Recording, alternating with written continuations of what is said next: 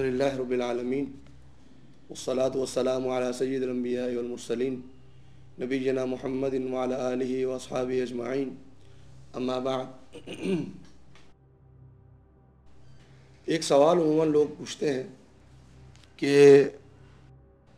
رزق میں اور عمر میں کیسے برکت ہو۔ تو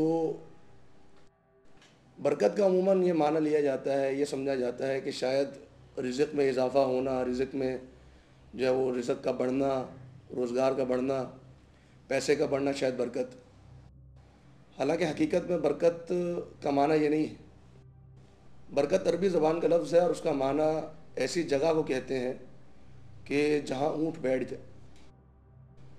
تو یہ برکت کا مطلب یہ ہے کہ انسان کے پاس جو پیسہ ہو وہ اس کے پاس رہے، اس کے ہاتھ سے اس طرح نہ نکل جائے کہ جس طرح اس نے ہاتھ میں ریت پکڑی ہو اس کے ہاتھ سے ریت نکل جائے۔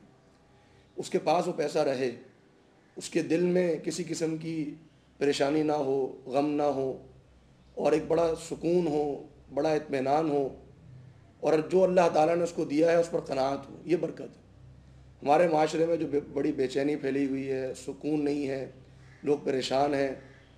حالانکہ حقیقت یہ ہے کہ اگر انسان اپنے حالات پر نظر دوڑائے تو یقیناً اکثر افراد یہ دیکھیں گے کہ آج ان کے پاس جو ہے وہ کل ان کے پاس نہیں تھا، اور مزید بڑھتا جا رہا ہے لیکن سکون نہیں ہے۔ تو برکت یہ ہے کہ انسان کے پاس سکون ہو، جو جتنا اللہ تعالیٰ اس کو دے اتنا اس کے لیے کافی ہو جائے، مزید اس کے لیے پریشانیاں نہ آئیں۔ یہ برکت۔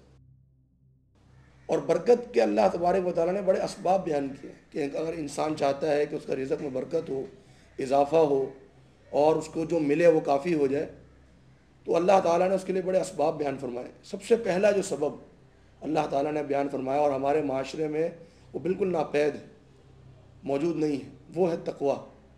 کہ انسان جب کوئی رزق حاصل کرتا ہے تو اس کے پاس تقوی ہو، کہ وہ یہ دیکھے کہ میں جو کما رہا ہوں وہ حلال ہے یا حرام ہے، وہ بچے حرام سے۔ یہ تقوی ہے۔ اللہ تبارک و تعالیٰ کا عیسائیوں اور یہودیوں کے بارے میں فرمان ہے کہ وَلَوْ أَنَّ أَهْلَ الْقُرَىٰ آمَنُوا وَاتَّقَوْا لَفَتَحْنَا عَلَيْهِمْ بَرَكَاتٍ مِّنَ السَّمَاءِ وَالْأَرْضِ۔ کہ اگر یہ بستی والے جن پر اللہ تعالیٰ نے عذاب نازل فرمایا یہ ایمان لاتے اور تقوی اختیار کرتے تو ہم ان پر زمین اور آسمان کے دروازے کھول دیتے، خزانے کھول دیتے اگر وہ تقوی اختیار کرتے۔ تو تقوی جو ہے ایک بڑا سبب ہے انسان کے لیے برکت کا، اس کے مال میں اضافے کا، اس کے لیے سکون کا، اس کے لیے اطمینان کا۔ بے چینی ختم ہو جاتی ہے جب انسان تقوی اختیار کرتا ہے۔ فرمایا وَمَن يَتَّقِ اللَّهَ يَجْعَل لَّهُ مَخْرَجًا وَيَرْزُقْهُ مِنْ حَيْثُ لَا يَحْتَسِبُ۔ فرمایا کہ جو شخص اللہ تبارک و تعالیٰ سے ڈرتا ہے، تقوی اختیار کرتا ہے، اللہ تعالیٰ ہر پریشانی سے اس کو نجات دے دیتا ہے۔ يَجْعَل لَّهُ مَخْرَجًا، ہر قسم کی پریشانی سے نجات دیتا ہے۔ فرمایا وَيَرْزُقْهُ، اور ایسی جگہ سے رزق دیتا ہے کہ من حیث لا يحتسب، اس کو وہم و گمان بھی نہیں ہوتا۔ اللہ تعالیٰ ایسی جگہ سے رزق دے دیتا ہے اس کو گمان میں بھی نہیں ہوتا کہ یہاں سے بھی مجھے رزق مل سکتا ہے۔ یہ کس کے لیے ہے؟ جو تقوی اختیار کرے۔ تو سب سے پہلا سبب جو رزق میں برکت کا ہے وہ تقوی ہے۔ دوسرا جو سبب قرآن میں اور حدیث میں ہمیں ملتا ہے وہ ہے استغفار، اللہ تعالیٰ سے استغفار کرنا، اللہ تعالیٰ سے بخشش طلب کرنا۔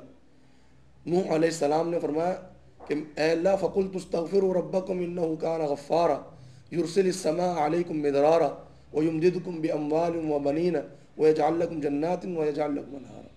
نوح علیہ السلام نے اپنی قوم کو ایک بات بتاتے ہوئے کہا کہ تم اللہ تعالیٰ سے استغفار کرو، کیا ہوگا؟ جب تم بخشش مانگو گے، گناہوں کی معافی مانگو گے، تو اللہ تبارک و تعالیٰ یرسل السماء علیکم مدرارا، اللہ تبارک و تعالیٰ پے در پہ تم پر بارش نازل فرمائے گا، اور اللہ تبارک و تعالیٰ تمہیں مال دے گا، تمہیں اولاد دے گا، اور تمہارے لیے باغات اور کھیتیاں اگا دے گا۔ تو یہ استغفار کا ایک بڑا ہی اہم فائدہ ہے کہ اللہ تبارک و تعالیٰ رزق میں برکت دیتا ہے۔ نبی کریم صلی اللہ علیہ وسلم کا فرمان ہے کہ من لازم الاستغفار، جس شخص نے استغفار کر ہمیشگی اختیار کی، استغفر اللہ اور توبہ اللہ تبارک و تعالیٰ سے وہ کرتا رہا، تو اللہ تبارک و تعالیٰ جعل اللہ من کل ہم فرجا، اس کی ہر پریشانی کو ختم کر دے گا، اور اللہ تبارک و تعالیٰ اس کے رزق میں اضافہ فرمائے گا، فراوانی فرمائے گا اور برکت عطا فرمائے گا۔ تو دوسرا اہم سبب جو رزق میں برکت کا ہے وہ استغفار ہے کہ اللہ تبارک و تعالیٰ سے اپنے گناہوں کی معافی مانگی جائے۔ آج پاکستان پر اور امت مسلمہ پر جو پریشانیاں ہیں اس میں نکلنے کا ایک بڑا اہم جو ذریعہ ہے وہ استغفار ہے۔ ہمارے مالوں میں جو برکتیں ختم ہو گئی ہیں اور ہمارے ہاتھ میں جو کچھ ہوتا ہے وہ ہمارے لیے کافی نہیں ہوتا، تو اس کا ایک بڑا اہم سبب یہ ہے کہ ہم استغفار کو بھول چکے ہیں، اپنے گناہ تو کر لیتے ہیں، گناہوں سے معافی نہیں مانگتے۔ اور ایک اور اہم سبب جو رزق میں برکت کا ہے وہ ہے صلہ رحمی کرنا، رشتہ داروں سے تعلق ختم نہ کرنا، رشتہ داروں کے ساتھ حسن سلوک کرنا۔